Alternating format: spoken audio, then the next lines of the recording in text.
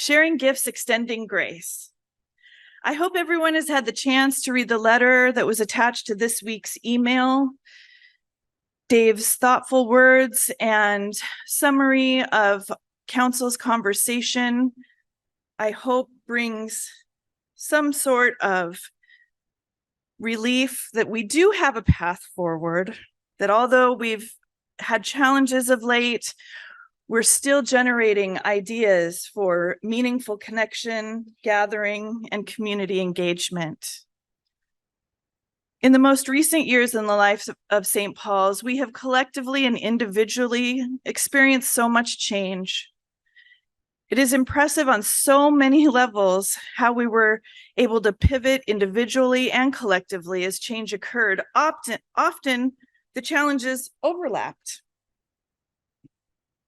We barely had a chance to catch our breath when just weeks after Tim and David's farewell ceremony, a worldwide, never before experienced in our generations, worldwide pandemic changed everything.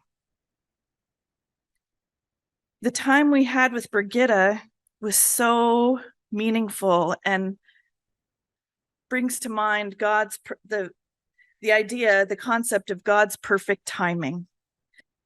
One of the most impactful things that she expressed for me personally is that the current Church of St. Paul's has more to give and receive from each other and the surrounding community. As Brigitta departed, she left behind a trail of wisdom and encouragement. One of her most powerful and enlightening comments was that what we have created at St. Paul's, that vulnerability and authenticity Dave highlighted in his letter, is something that has deep and sustaining value in this world. Being who we are is a gift. In one of our conversations that I've revisited many times, Brigitta said something to the effect of, we can do our part, but we can't do it all. When I look around this room and in my mind's eye, I see the people of St. Paul's doing their best to do their part and then some. And it's encouraging on a cellular level. The church is not who holds the title of pastor, lay minister, office manager, or council member. The church is each and every one of us, sharing our gifts and extending grace to one another. That safe place to belong and to contribute and to restore our hope in a world where we are often bombarded by hopelessness. People suffering all around us. What can we do? What can I do about it? I feel a sense of responsibility to share with you this morning how my personal journey has unfolded up to this point, and also share my commitment for going forward. For the past year, opportunities have risen for participation in the expanded community of St. Paul's and the UCC. Partnerships, collaborative efforts with Keystone, open invitations from the lovely folks at Magnolia have been enriching, and enjoying them. The retreats on an afternoon has given me a place to receive and fill up. I invite anyone to come the next time they have one and experience it for yourself. Twice monthly, I have participated in a moderators group online that Courtney Strang-Tregear set up during the pandemic when everything was on Zoom, so that churches and communities from the United Church of Christ all across the state could come together and say, how are you solving this problem? What challenge are you experiencing, and how are you overcoming it, and what are you doing so that people can feel connection? There are many, many small churches like ours in that circle of believers. The support has been tremendously helpful and inspiring. And again, another opportunity facilitated by our very own Courtney, the Seattle churches came together to create and strengthen connection. And although we haven't met in some time, my heart's desire is to pick up where we left off and strengthen church life for us all in the Seattle area through collaborative efforts and participation in events where we exchange our gifts with one another. For instance, we offered a weekly gathering during Lent that was very meaningful and impactful for those of us who were able to attend.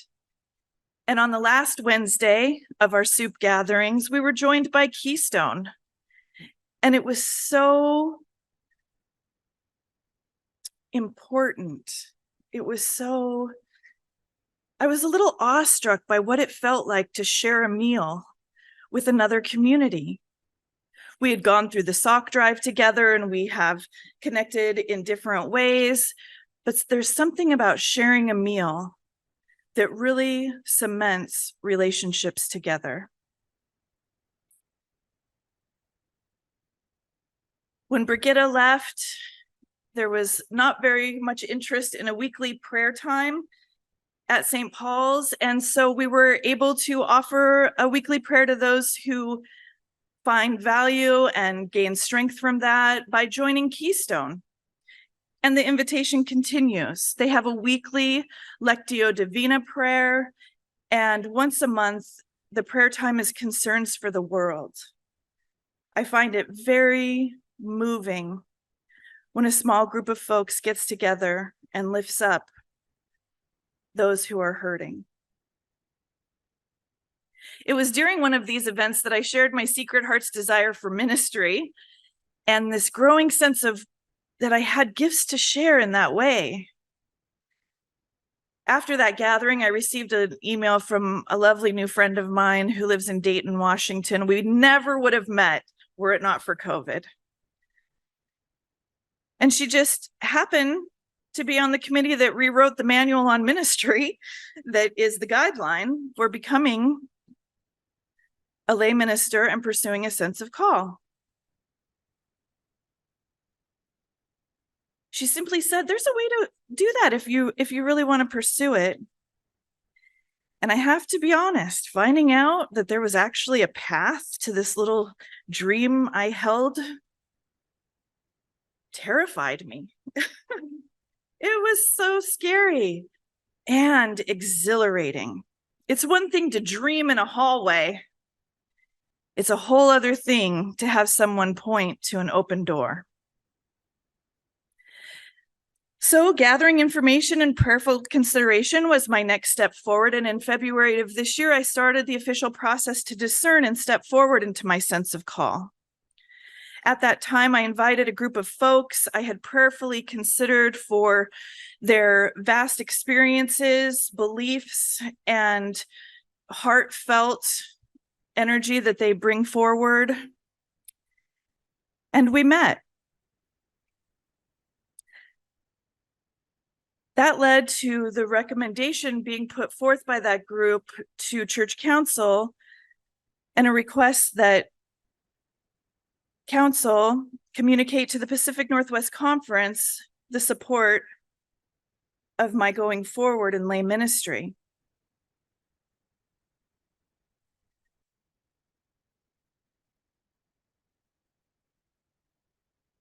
Lay ministry is an interesting path because it's only for a certain place and a certain time.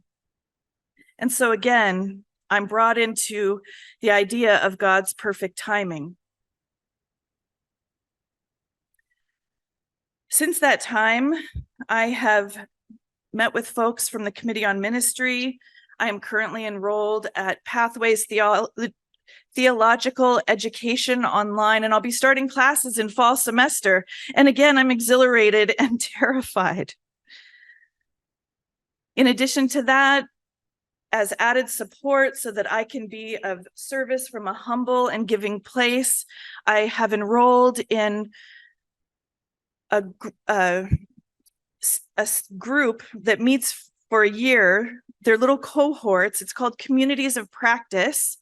And I don't know a lot about it because it hasn't started yet, but I'm very much looking forward to the mid-September start of this opportunity to gather strength. Because I think one of the things that's so important and critical to showing up in our gifts and giving is to find the times, carve out the times and the places and the people where we can simply receive. Giving from an empty well is not giving at all.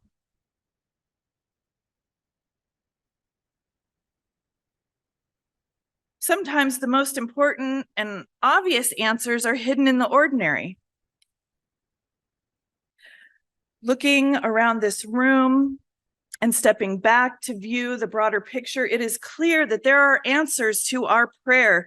Please, God, show us how to keep the doors of St. Paul's open. In this room and this physical building, there are things that require time and attention on a practical level. And a step is for us to create a list of things that need to be accomplished. And that was an idea from one of our newest folks who regularly join St. Paul's, Donna. Clear communication creates a sense of inclusion, and it gives people an opportunity to ask questions, offer their ideas, and feel that sense of interdependence that lightens burdens we were never meant to carry alone. In this relationship, this church family, conflict, big feelings, and misunderstandings are a part of any relationship with depth and longevity. We will disappoint one another. We will step on each other's toes. Being human is unavoidable. Extending grace is kind of like the unspoken motto of St. Paul's. We do it well, and we do it often. Recently, there has been some intensity of emotions, and the fear of losing St. Paul's has been fuel to the fire. I've spent a lot of time holding in my heart and reflecting about how we move forward without ignoring that reality, without ignoring our challenges and some fractured, strained relationships. Those are part of the reality of this journey. We care deeply, and in caring deeply and being 100% human, we also have the power to hurt one another deeply. My goal and hope is to encourage honesty, personal responsibility for how we impact one another, while holding a high regard for the equality of each and every person at our church with value for their voice, for value for their time, for value for their gifts. We all have gifts to share, and extending grace will be necessary, both to ourselves and for each other. Council spent a lot of time in conversation this last week, this last year, this last 3 or 4 years, and some ideas have formulated and others are yet to surface. One of the ideas that I'm excited about is that going forward, we are not forming any committees. We have a pastoral relations team because that is a necessary functionality, and we have council because that is a necessary functionality. But for all other meaningful endeavors, we will be creating short-term collaborative projects that will be opportunities both for worship and for folks who aren't necessarily drawn to a Sunday morning worship service, but have energy and interest for meaningful gatherings that create opportunity and have impact that contributes to the greater good. In Dave's letter, he mentioned the idea of a nonprofit, and while that is probably a new concept and a new idea and pretty vague to most folks, I want to share a little bit about that. And I feel very uncomfortable, but again, it was Courtney where that seed was planted. I used to go to her office hours when she was our conference minister. And one time it happened to just be the two of us. So we were talking about St. Paul's and our heart's desire to take our small but mighty vision and experience and share it with other people. It's quite obvious that the other community that we share is the recovery community. It's also quite obvious that if St. Paul's doesn't keep the doors open for worship on Sundays, the doors will close to the 12-step groups who have called this place home for decades. There are thousands of lives who have been touched by the mission that this church has had, giving a safe and affordable, welcoming space for people to recover from an array of addictions. So back to the nonprofit idea. Forming a 501c3, I believe, although the more I learn about it, I'm not sure that those are all the numbers and letters involved, is an attempt to give folks who have deep connection to St. Paul's and the recovery community a place where they can give back. There are many people who feel that this building is worthwhile and life-saving that aren't going to contribute to a church. However, our building is an asset, and using that asset to form a nonprofit that will give a sustaining place as things shrink down, buildings are being demolished and housing is being put up, and that's a necessary thing. But where are they going to go? I don't know when we last changed the prices of our room rental. It's been a topic of discussion recently. And the idea of the nonprofit is to be able to sustain the affordable access to the recovery community to this building, while not putting that burden on the worship and the people who come on Sundays.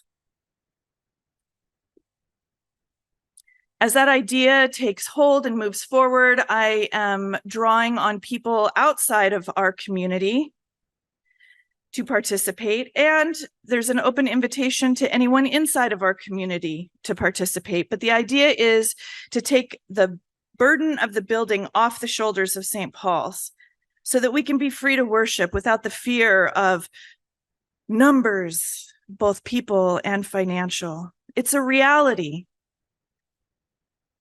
but not necessarily a healthy motivation, and certainly not one that draws folks in.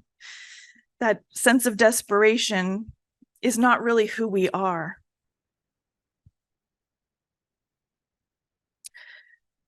So this nonprofit would also host events like recovery yoga. We have the perfect room for events that will draw people to the building and give space for people to heal and recover in a multitude of ways. We have folks who are artists with sound bowls, and we are planning events for a space for sound bowl recovery. If you've never gone to a sound bath, it's an experience not to be missed. So I just wanted to go a little bit further with that idea because it was brought to my attention that we need more information and communication. And that's one of the other things that we'll be doing going forward. And I don't mean to make this Sunday message sound like a business meeting. I hope it's not coming across like that. I just have a deep respect for people being aware and included in the next steps forward, some of which, like I said, the ideas are formulated, some are yet to be created. So I invite everyone to prayerfully consider that gifts come in many forms, and they all hold value. As we share our gifts with one another, may we seek to understand and extend grace to one another as we grow forward. And I want to close with words from Brene Brown. I know on Zoom you probably won't be able to see this, but I'm going to hold it up for the folks present in the sanctuary. It's a beautiful book called Atlas of the Heart. And what I love most about this book is you don't have to start at the beginning and read to the end. You can open it up, and every time I am inspired. And when I opened it up in thinking of the message today, this is what inspired me. True belonging is a spiritual practice of believing in and belonging to yourself so deeply that you can share your most authentic self with the world and find sacredness in both being a part of something and standing alone in the wilderness. True belonging doesn't require you to change who you are. It requires you to be who you are. And my prayer for St. Paul's is that we be who we are so loudly and boldly that people hear the joyful noise and know that this is a safe space for them as well. Amen.